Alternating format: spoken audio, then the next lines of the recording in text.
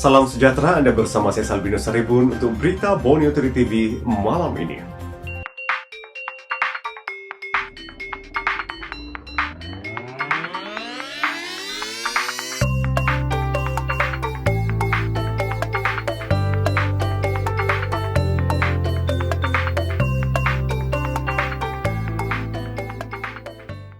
Kita ke laporan perkembangan pandemi COVID-19 di Sabah hari ini. Kes positif baru COVID-19 di Sabah kembali menurun hari ini dengan 267 kes dilaporkan berbanding 326 semalam menjadikan jumlah kumulatif kini 29,038 kes. Ketua Pengarah Kesihatan Tan Sri Dr. Nur Hisham Abdullah berkata, 3 kes kematian dilaporkan di Sabah hari ini. 2 kes kematian dilaporkan di Hospital Queen Elizabeth, Kota Kinabalu, membabitkan seorang lelaki berusia 51 tahun dan seorang lelaki rakyat asing berusia 24 tahun. Satu lagi kes kematian membabitkan seorang wanita berusia 64 tahun yang meninggal dunia di Hospital Tawau. Jumlah kumulatif kes kematian di Sabah kini 212. 2 lagi kluster baru COVID-19 dilaporkan di Sabah hari ini. Kluster View Kolombong yang dikesan di Kota Kinabalu dan Tuaran dengan 40 kes positif setakat ini dan kluster Talang-Talang juga di Kota Kinabalu dengan 18 kes positif. 406 pesakit telah sembuh hari ini, manakala 2,288 pesakit sedang menerima rawatan. Menteri Kerajaan Tempatan dan Perumahan, Datuk Seri Panglima Masidi Manjun berkata, daripada 267 kes positif COVID-19 hari ini, 116 kes atau 43.45% adalah daripada saringan kontak rapat dan 54 kes daripada kluster baru dan kluster sedia ada. Sehingga hari ini, 260,880 bakul makanan telah diagihkan. 33 pegawai dan anggota kontijen polis Sabah dikesan positif COVID-19. Seramai 33 pegawai dan anggota polis di seluruh Sabah disahkan positif COVID-19, namun kesemuanya dalam keadaan stabil. Manakala 232 orang lagi menjalani perintah kuarantin. Pesuruhjaya Polis Sabah, Datuk Hazani Ghazali berkata, sebagai petugas barisan hadapan, pasukan polis turut terdedah dengan jangkitan COVID-19, termasuk petugas yang menjaga lokap. Namun, ia tidak melemahkan semangat pasukan keselamatan itu untuk terus bertugas menjaga keamanan dan mengawal penularan wabak COVID-19. Katanya, pernah satu ketika lebih 900 anggota polis di Sabah menjalani kuarantin dan 72 pegawai dikesan positif.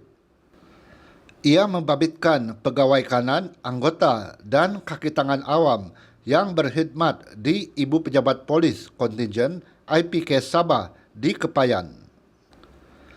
Hazani berkata demikian kepada pemberita selepas merasmikan program derma darah PDRM di Mes Pegawai Kanan IPK Sabah siang tadi. Hazani berkata seorang anggota polis dari Ibu Pejabat Polis Daerah Sandakan meninggal dunia akibat COVID-19 di Sandakan bulan lalu.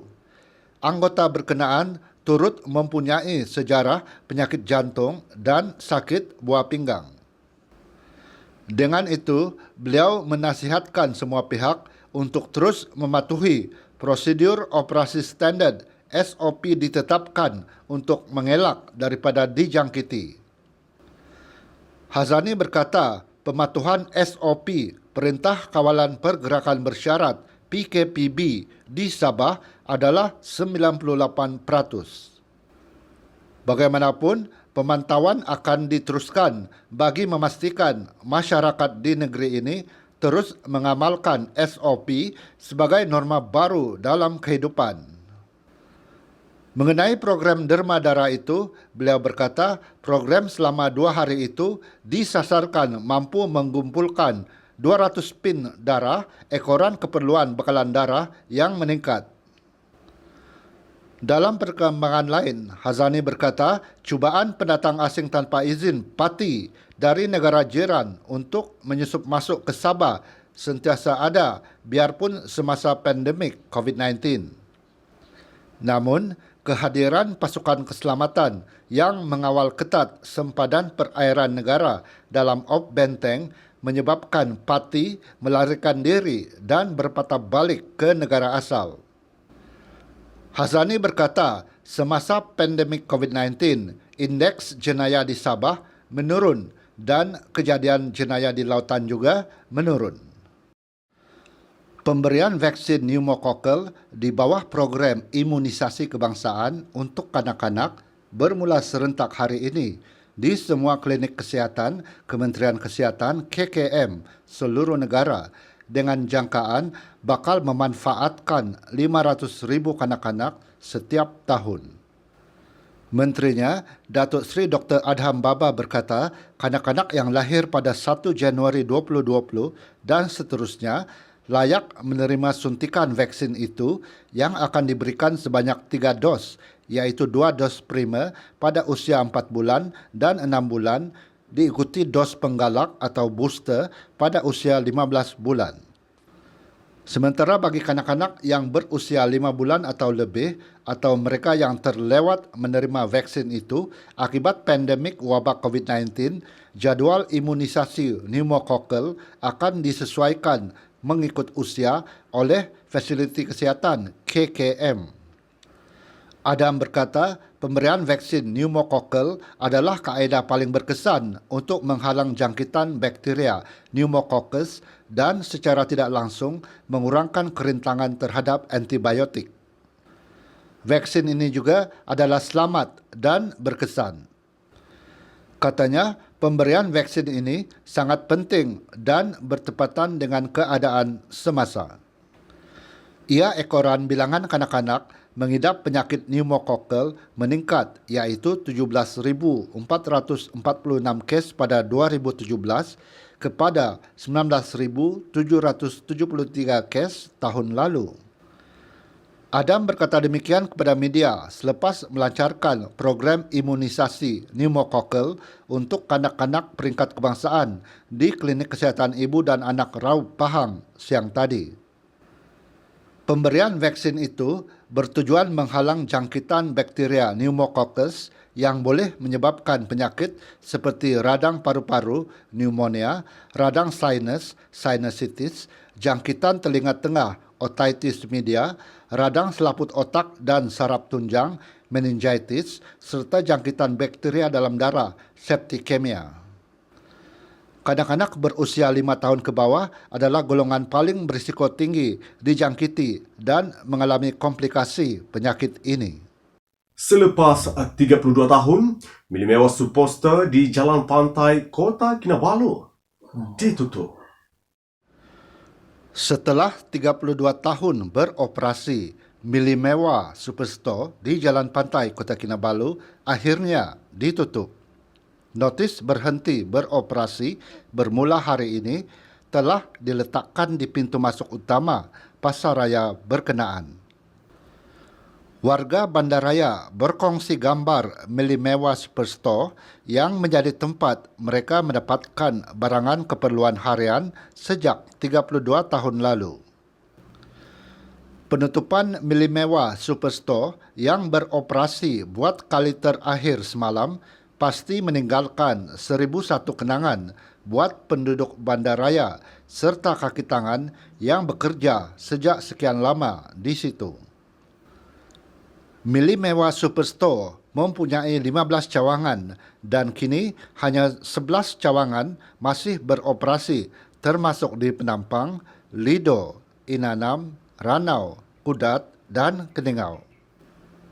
Milik mewah Superstore di Jalan Pantai ini adalah cawangan keempat yang ditutup sejak Oktober tahun lalu selepas Sandakan, Lahadatu dan Luyang.